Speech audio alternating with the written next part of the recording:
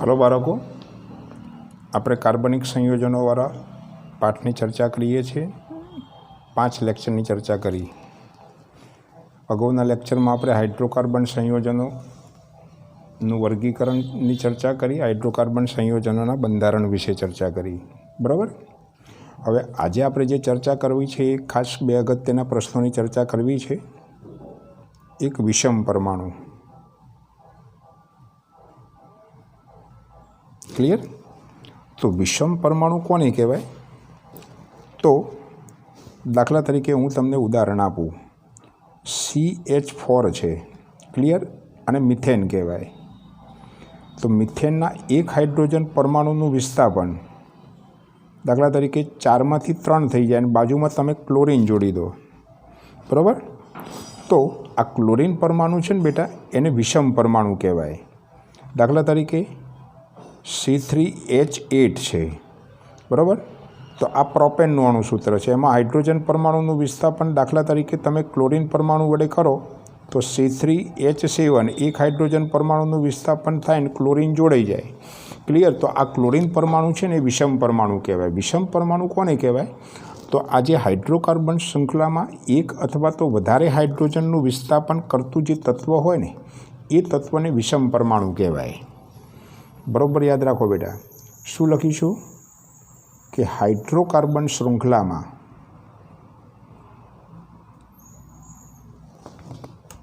अगत्यनी बात हो बेटा, एक के वधु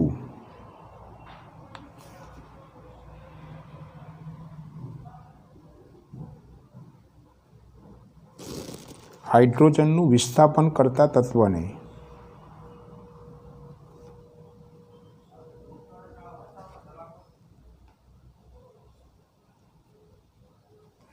विषम परमाणु कहेवाय। कई रीते बेटा विषम परमाणु कहेवाय? क्लोरीन परमाणु खबर पड़ी गई। तो आ विषम परमाणु तरीके तत्वों कया होय? तो बराबर याद राखो बेटा, आ बधा तत्वों कया? तो क्लोरीन, ब्रोमीन, बराबर। आ बधा हेलोजन तत्वों है। आ हेलोजन तत्वों है ने विषम परमाणु कहेवाय। ये अन्य तत्वों आ हेलोजन तत्वों है। तो आ परमाणुओं है ने अहीं दाखला तरीके क्लोरीन जगह तमे ब्रोमीन पर मूकी शको, अने अन्य तत्वों ऑक्सीजन है, नाइट्रोजन है, सल्फर है। आ तत्वों पण बेटा विषम तत्वों तरीके घणी वखत काम करता होय छे, बराबर। आ हाइड्रोकार्बन संयोजनों में हाइड्रोजनનું विस्थापन घणी वखत ऑक्सीजन, नाइट्रोजन और सल्फर जेवा तत्वों वडे पण थाय, क्लियर। एटले अहीं बराबर याद राखवानुं, विषम परमाणु एटले शुं? उदाहरण आपो तो विषम परमाणु तरीके क्लोरीन, ब्रोमीन जेवा हेलोजन तत्वों, ऑक्सीजन, नाइट्रोजन और सल्फर जेवा तत्वों पण विषम परमाणु तत्वों तरीके जाणीता है, क्लियर। हवे आपणे शुं करवुं छे बेटा? तो जे बीजो प्रश्न है ने खूब अगत्यनो, क्रियाशील समूह कोने कहेवाय?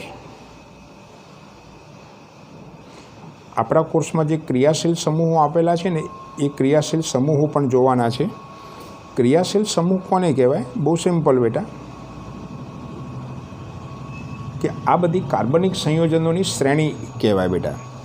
तो कार्बनिक संयोजननी प्रक्रियाओं जे परमाणु के परमाणु समूह द्वारा नक्की थाय ते परमाणु के परमाणु समूह ने क्रियाशील समूह कहेवाय, बराबर। याद राखो बेटा, कार्बनिक संयोजननी प्रक्रियाओं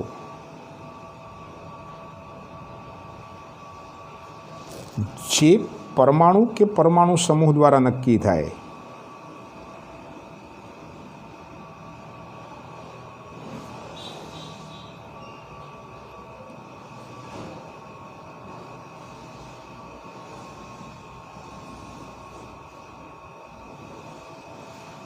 ते परमाणु के परमाणु समूह ने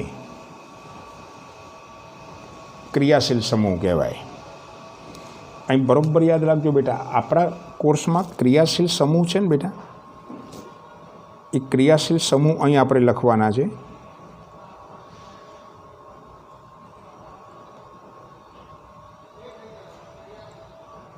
નું सूत्र लखवानुं छे अने अहीं क्रियाशील समूहनुं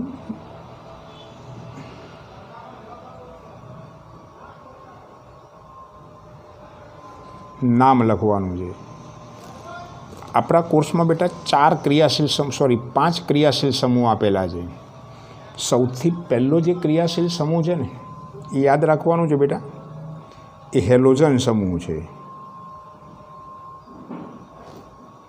ક્લિયર? તો હેલોજન સમૂહ છે ને બેટા એને ડેશ એક્સ વડે દર્શાવાય. તો એક્સ તરીકે શું હોય તો અહીં બરાબર યાદ રાખો બેટા, બધા જ હેલોજન સમૂહના તત્વો તમારે યાદ રાખવા પડશે બેટા. FClBrI,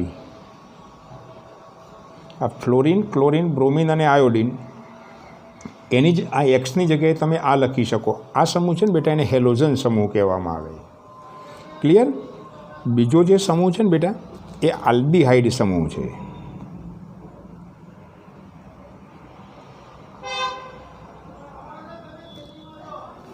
આલ્ડીહાઇડ સમૂહ બેટા યાદ રાખજો. આલ્ડીહાઇડ સમૂહનું અણુસૂત્ર આવું છે, -CHO, અથવા તમે આ રીતે પણ લખી શકો બેટા. આ C સાથે H છે ને એ સિંગલ બંધથી જોડાયેલો હોય અને O છે ને એ હંમેશા ડબલ બંધથી પણ જોડાયેલો હોય. ક્લિયર? એટલે એને તમે આ રીતે પણ લખી શકો અને આ રીતે પણ લખી શકો. આ આલ્ડીહાઇડ સંયોજનો છે ને બેટા એના આ બધા એનું અણુસૂત્ર છે. એના અણુસૂત્રો -CHO પણ લખી શકાય અને આ રીતે C અને H વચ્ચે સિંગલ બંધ અને C અને O વચ્ચે ડબલ બંધ પણ લખાય. બીજો જે છે ને બેટા ત્રીજો એ કીટોન સમૂહ છે.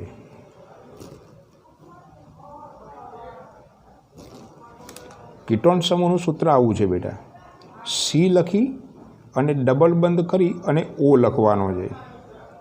અહીં ડેશ લખવાનો છે. ક્લિયર? -C ડબલ બંધ O. ક્લિયર? બરાબર?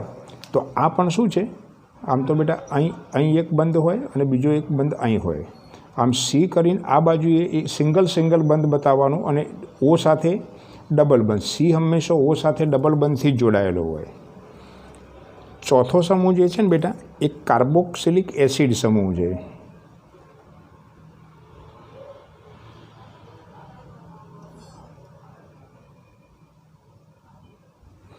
કાર્બોક્સિલિક એસિડ સમૂહ છે ને બેટા એ -COOH છે.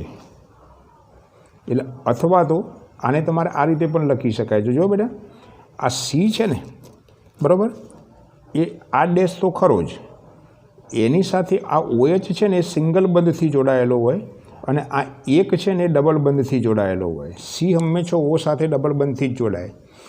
આ OH છે ને એક આખો ક્રિયાશીલ સમૂહ છે અને એ છેલ્લા સમૂહ તરીકે આપણે એને સ્વીકારીશું.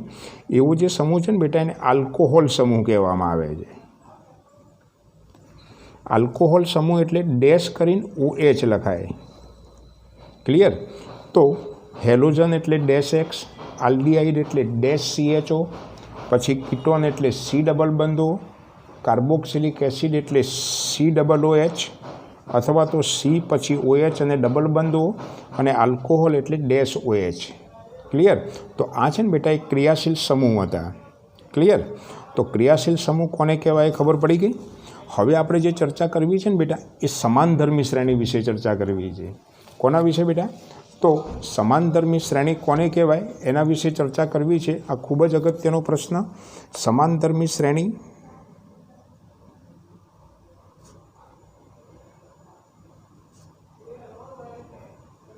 એટલે શું?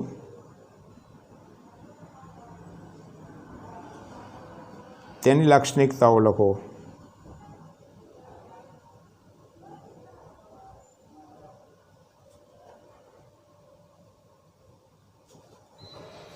ક્લિયર? તો સૌથી પહેલાં તો તમારે સમાનધર્મી શ્રેણીની વ્યાખ્યા લખવાની છે.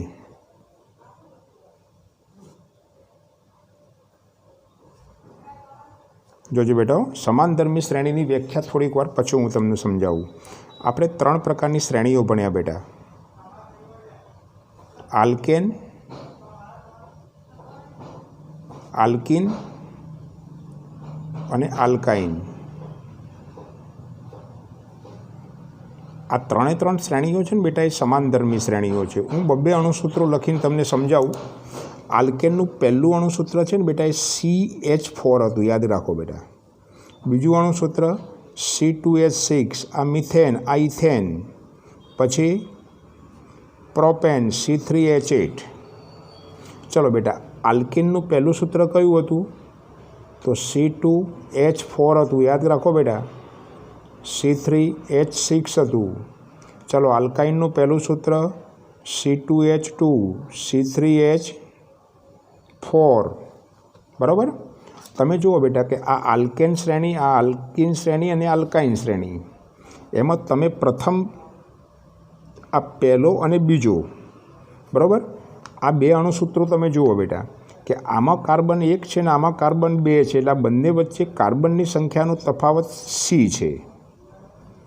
હાઇડ્રોજન આમાં 4 છે ને આમાં 2 છે, તો હાઇડ્રોજનની સંખ્યાનો તફાવત 2 છે।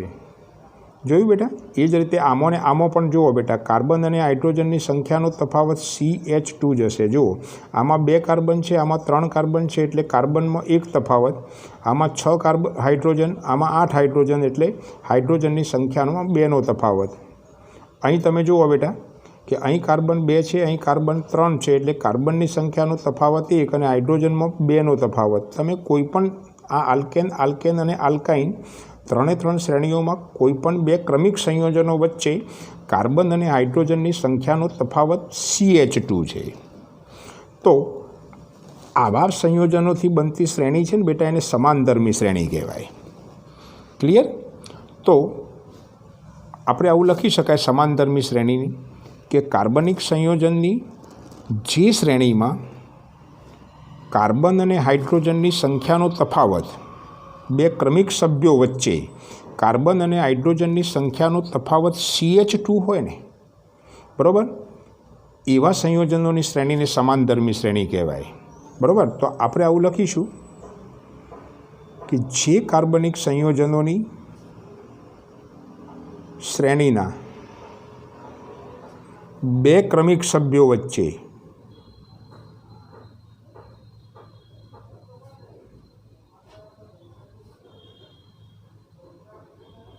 કાર્બન અને હાઇડ્રોજનની સંખ્યાનો તફાવત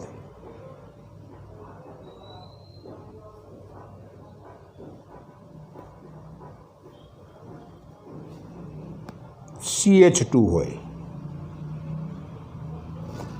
આમ ડેશ CH2 લખવાનું।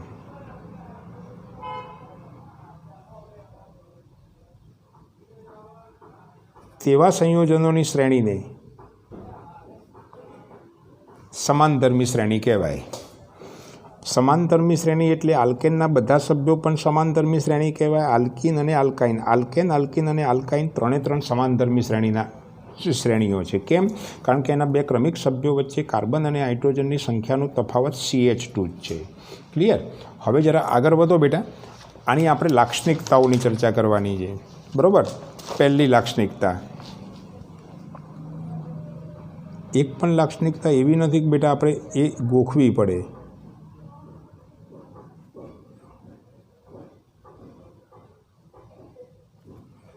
બરાબર।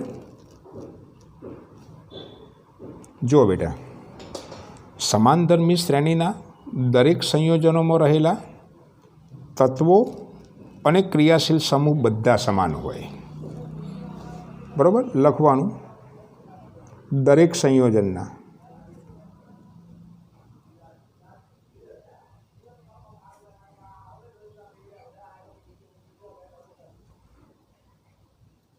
તત્વો અને ક્રિયાશીલ સમૂહ સમાન હોય।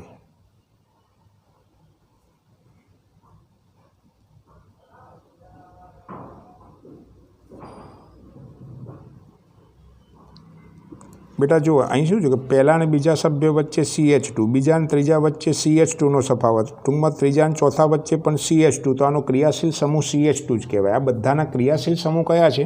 તો CH2 છે। બીજી વાત, તમે કોઈ પણ શ્રેણી લઈ લો, શ્રેણીના દરેક સભ્ય, આલ્કેન શ્રેણીનું સામાન્ય સૂત્ર કયું હતું બેટા? તો CnH2n+2, યાદ કરો બેટા। આલ્કીનનું CnH2n હતું, આલ્કાઇનનું CnH2n-2 હતું ને?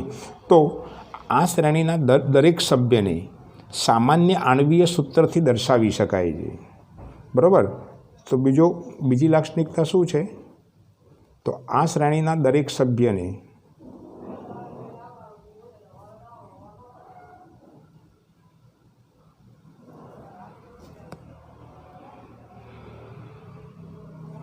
સામાન્ય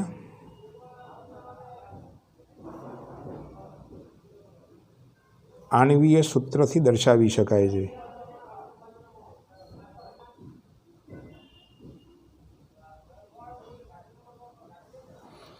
દાખલા તરીકે ઉદાહરણ આપું કે આલ્કેન શ્રેણી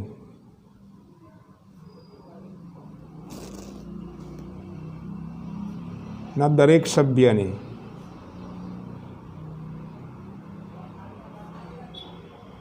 CnH2n+2 વડે દર્શાવાય છે.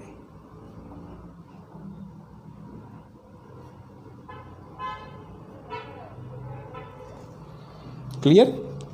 બીજી વાત, આ શ્રેણીના કોઈ પણ બે ક્રમિક સભ્યો વચ્ચે ક્રમિક સભ્યોના આણ્વીય સૂત્ર વચ્ચે CH2 જેટલો તફાવત હોય,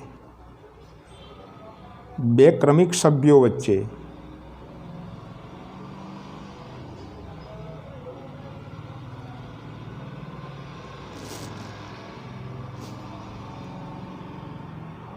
વચ્ચેના આણ્વીય સૂત્રો વચ્ચે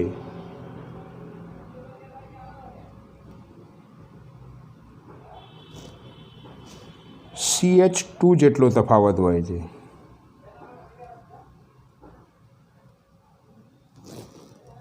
ક્લિયર? બીજી વાત, જો તમે બેટા ગઈ સાલ એનો આણ્વીય દર શોધતા હતા, બરાબર? દાખલા તરીકે ચલો બેટા CH4નો આણ્વીય દર શોધવું હોય તો શું કરતા હતા? કાર્બનનો પરમાણ્વીય ક્રમાંક 12 છે અને હાઇડ્રોજનનો 1 છે, એટલે 12 અને 4 ગુણ્યા 1 એટલે 4, તો 12 અને 4 16 થાય, તો આનો પરમાણ્વીય ક્રમાંક 16 થાય. ક્લિયર? જોજો બેટા, આનો 12 દુ 24, 24 અને 6 30, ચલો 12 તારી 36, 36 ને 8 44. તો તમે જુઓ બેટા, 16માં 14 ઉમેરો તો 30 થાય, 30માં 14 ઉમેરો તો 44 થાય. આ બધામાં આવું જ થાય. એનો મતલબ શું થયો બેટા? કે બે ક્રમિક સભ્યોના આણ્વીય દર વચ્ચે 14 U જેટલો તફાવત છે. ક્લિયર? તો આપણે ત્રીજી લાક્ષણિકતા શું લખી શકીએ? ચોથી લાક્ષણિકતા, બે ક્રમિક સભ્યો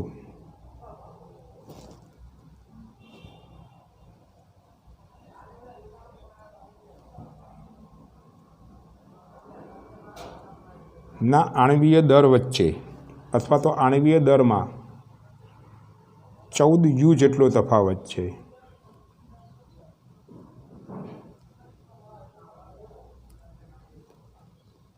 બીજી વાત, તમે બેટા આલ્કેન શ્રેણીનું કોઈ પણ નામ લખતા હતા તો મિથેન, ઇથેન, પ્રોપેન, ટૂંકમાં N પ્રત્યય લાગતો હતો. આલ્કેન શ્રેણીમાં ઇથિન, પ્રોપિન, બ્યુટીન, આલ્કાઇનમાં ઇથાઇન, પ્રોપાઇન, બ્યુટાઇન. એનો મતલબ શું થયો બેટા? કે શ્રેણીના દરેક સભ્યના નામકરણમાં સમાન પૂર્વક અથવા તો પ્રત્યય લાગે છે. બરાબર? શ્રેણીના દરેક સભ્યના નામકરણમાં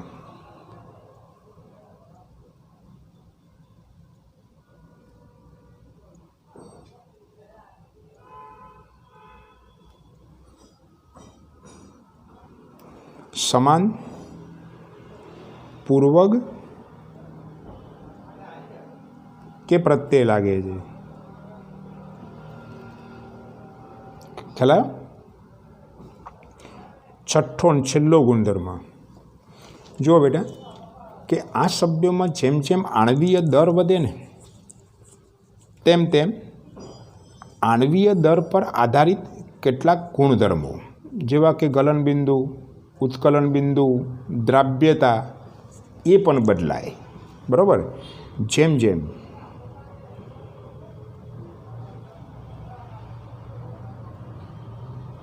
આણ્વીય દર વધે તેમ તેમ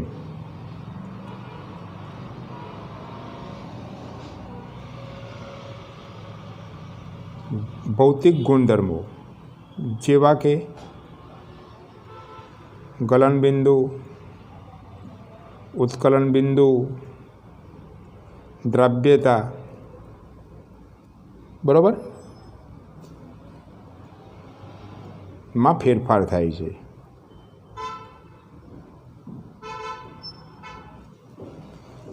क्लियर बेटा? तो आ छे ने बेटा ए समानधर्मी श्रेणी अने तेनी लाक्षणिकता विषे चर्चा छे। फरी एकवार समानधर्मी श्रेणी कोने कहेवाय?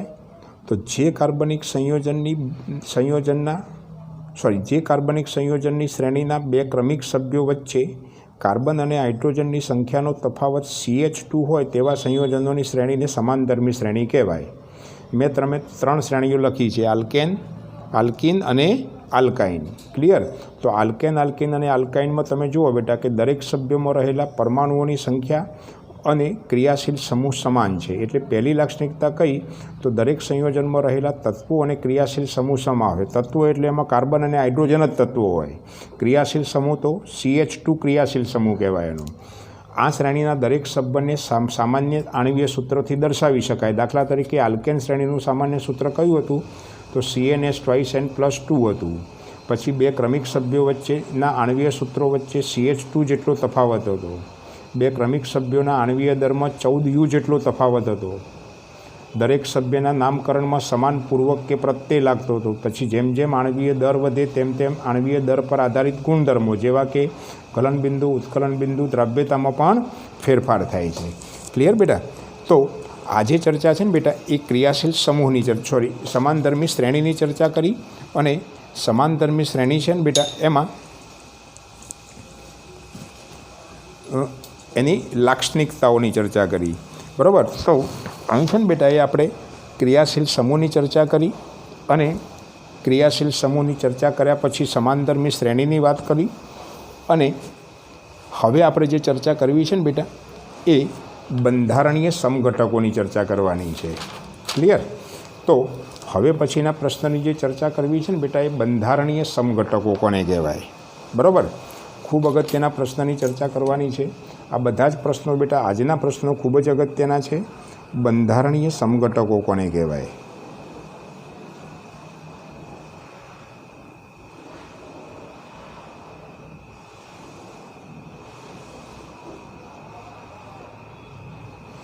હું તમને બંધારણીય સમઘટકોની વ્યાખ્યા થોડીક વાર પછી આપું। જોજો બેટા, સૌથી પહેલાં એના ઉદાહરણની ચર્ચા કરું।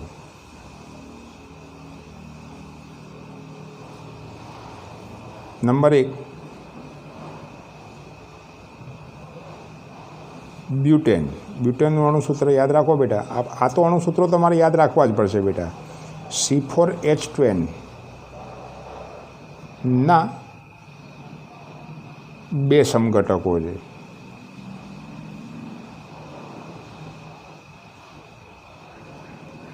जोजो बेटा, पहलो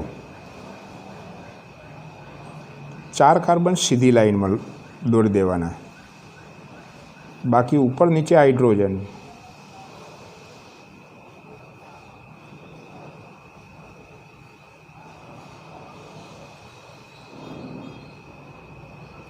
तमे जुओ बेटा, आमां कार्बन परमाणुनी संख्या 4 है, हाइड्रोजन जो ऊपर 4 नीचे 4 ने आजूबाजू 1 1, एटले हाइड्रोजननी संख्या 10 है। बीजो 3 कार्बन सीधी लाइन में होय अने 1 कार्बन शाखायुक्त होय।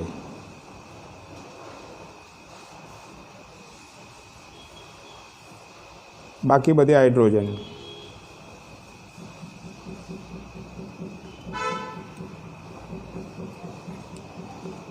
तो आज है ने बेटा एने N-ब्यूटेन कहेवाय। नाम याद राखजो बेटा। અને આ જે બ્યુટેન છે ને એમાં 1 કાર્બન શાખાયુક્ત છે, એટલે આવો જે છે ને બેટા એને આઇસોબ્યુટેન કહેવાય। બરાબર? તો અહીં શું થયું બેટા? તો આ બંને છે ને બેટા એને બ્યુટેનના સમઘટકો કહેવાય। આ એના બંધારણીય સૂત્રો લખ્યા છે। બંનેના આણવીય સૂત્રો સમાન છે। આણવીય સૂત્રો સમાન છે એટલે કાર્બન પરમાણુની સંખ્યા 4 છે અને હાઇડ્રોજન પરમાણુની સંખ્યા બંનેમાં 10 છે। એનો મતલબ શું થયો કે જે સંયોજનના આણવીય સૂત્ર સમાન હોય પણ બંધારણીય સૂત્ર ભિન્ન હોય ને તેવા સંયોજનોને બંધારણીય સમઘટકો કહેવાય। ફરીવાર, બંધારણીય સમઘટકોની વ્યાખ્યા શું થાય ખબર પડી ગઈ? જે સંયોજનોના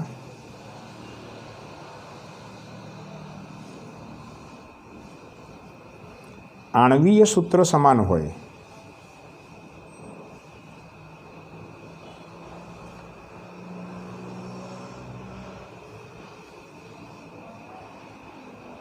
પરંતુ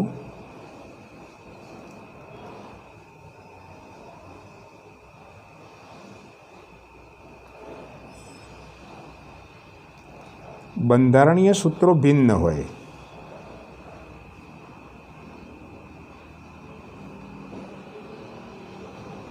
તેવા સંયોજનોને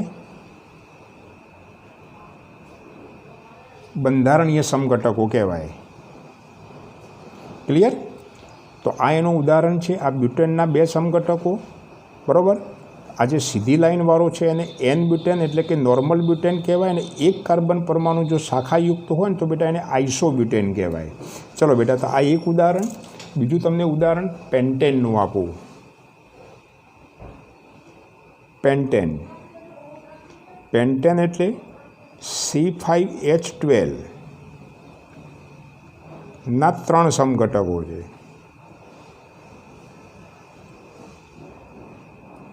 જોજો બેટા, પહેલો 5 કાર્બન સીધી લાઈનવાળા,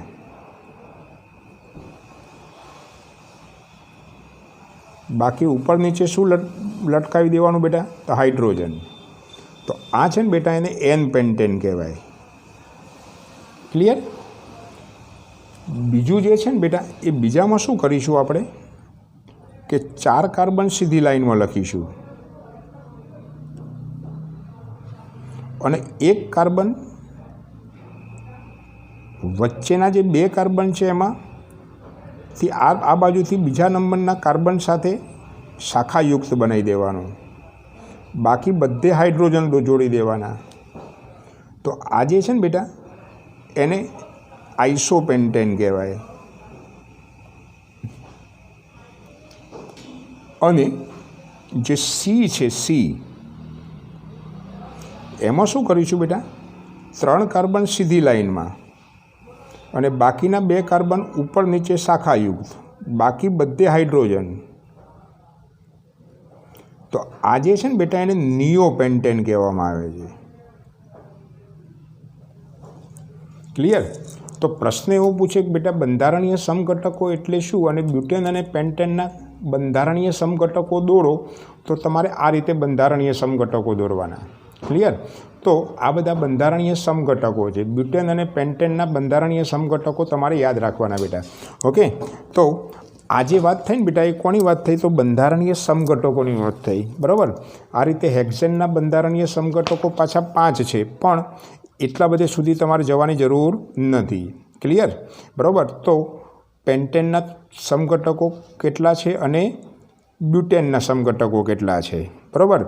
આટલી વસ્તુઓ તમારે યાદ રાખવાની છે. હવે એક મારે તમને બિંદુ નિરૂપણ સમજાવવું છે. બરાબર? અહીં જોજો બેટા, એ બિંદુ નિરૂપણ સમજવા જેવું છે. બરાબર? ગઈ સાલ બોર્ડમાં આનું બિંદુ નિરૂપણ પૂછાયું હતું. સાયક્લોપેન્ટેન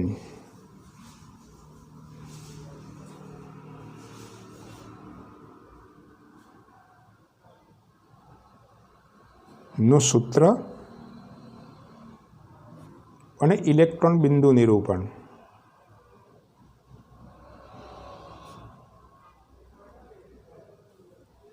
બિંદુ રચના.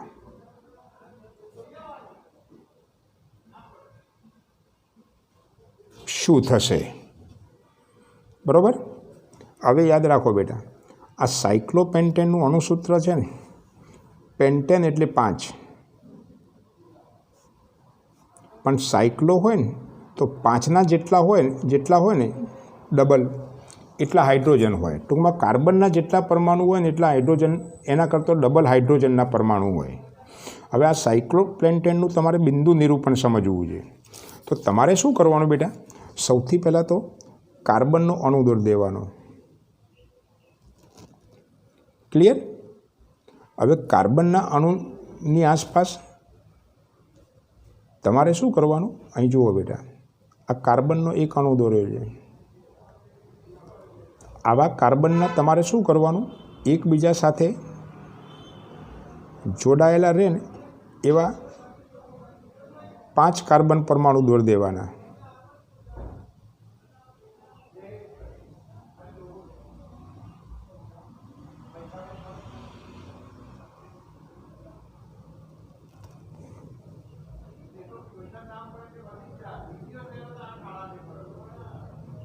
આ બધા કાર્બન પરમાણુઓ છે.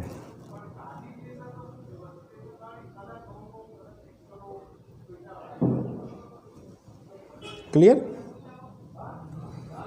હવે જોવાનું બેટા કે આ કાર્બનનો એક ઇલેક્ટ્રોન અને આ કાર્બનનો એક ઇલેક્ટ્રોન, અહીં બધા બબે ઇલેક્ટ્રોન ટપકા વડે બતાવી દેવાના.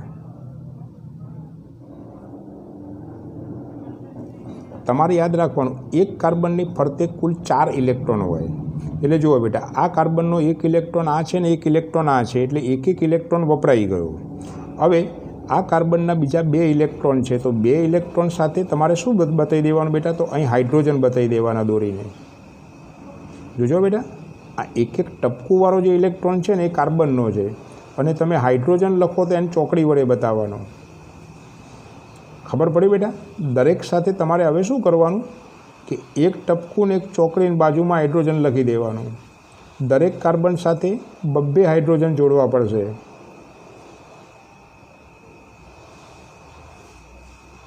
ક્લિયર?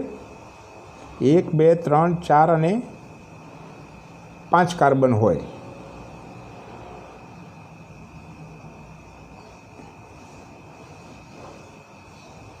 આને એક જ કાર્બન તરીકે લઈ લો ને બેટા.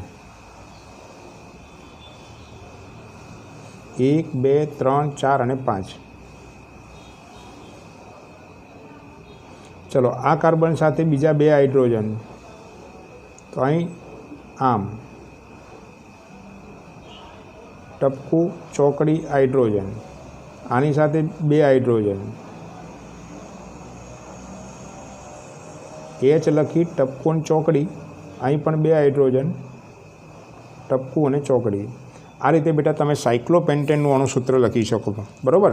તો સાયક્લોપેન્ટેનનું સૂત્ર અને ઇલેક્ટ્રોન બિંદુ નિરૂપણ શું થાય એની આ બધી ચર્ચા હતી બેટા. બરાબર? તો આજે છે ને બેટા એ કાર્બનિક સંયોજનની વાત અહીં પૂરી થઈ જાય છે. બરાબર? હવે આપણે જે ચર્ચા કરવાની છે ને, બરાબર, એ સાબુન પ્રક્ષાલકોની વાત કરીશું. બરાબર? અને પ્રક્ષાલન વિધિની વાત પૂરી કરી અને પછી ધીમે ધીમે આ પાઠ પૂરો કરીશું. બરાબર બેટા?